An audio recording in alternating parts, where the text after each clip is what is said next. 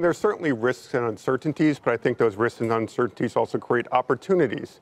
If we just focus on the fact that financials are underperforming, financials should perform well as rates continue to rise and as the economy continues to improve. The trade and tariff situation, I think, has been holding back stock prices now for the better part of the last month. And if, in fact, we get any form of resolution with respect to those U.S. and China trade negotiations, you could see emerging market stocks lifted, developed market stocks lifted, including the U.S. and even more importantly, Europe. Stephen, what do you think? Are these risks worthwhile to consider, or are things so strong in the economy that we can overcome it? Sure. Look, there are always risks in the global economy, but some of it is priced into the market, despite the markets being at an all-time high. If you look, earnings per share for the S&P 500 is going to be up over 20% this year, and the market is up half that. So there is a little bit of a risk premium built into the market. And to that earlier segment about the wall of worry, look, at Federated Kaufmann Funds, we spent a lot of time talking to companies, and I was with the management of Parker Hannifin, a global industrial company. They said it's the strongest macro environment they've ever seen. The CEO of Boeing is out there publicly saying he's got visibility for 10 years. Just this morning, you mentioned housing maybe potentially being weak. I was meeting with the management of Trex Composite Decking. They have a secular theme, a move away from wood decks to composite decks, and they're killing it. So, but isn't that what the market's already telling you, Stephen? I mean, isn't that why the markets are at record highs?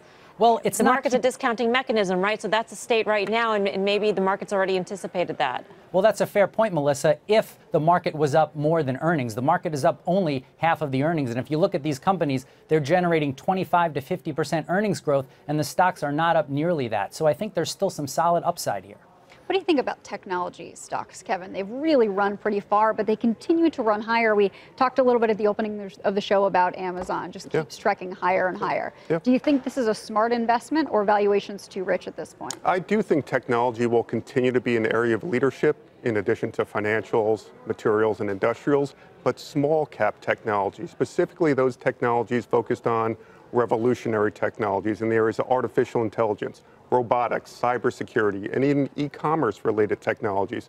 And of course, we can't look past biotechnology opportunities, specifically from the M&A front. So technology will still play a leadership role. It just won't be the big tech names necessarily, or just the FANG techs. Do you have any specific names? Well, we do like Amazon, but some of the areas that you can look to in the artificial intelligence space, iRobot, I know we spoke about that the last time as well. There's a few areas in the cybersecurity space that we like as well. I think there's opportunities out there. Investors just have to do their research.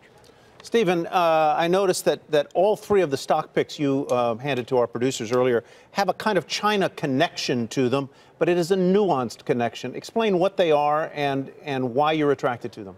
Sure. Something that isn't getting enough press out there is that China has become very real in their effort to curb and control pollution.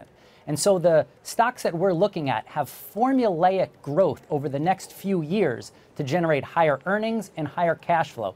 For example, this company, Graphtech, the ticker is EAF, China is making a huge push to more environmentally friendly steelmaking, going from blast furnaces to electric arc furnaces. This has created Graphtech's ability to earn almost 70% profit margins, which is something that I have not seen often in my career. And they have these profit margins locked in for the next 5 years. We think they can generate their entire market cap in free cash flow over the next 4 or 5 years. And so this company is very exciting no matter what the Federal Reserve is doing, no matter what GDP is right now. This is formulaic, locked-in growth.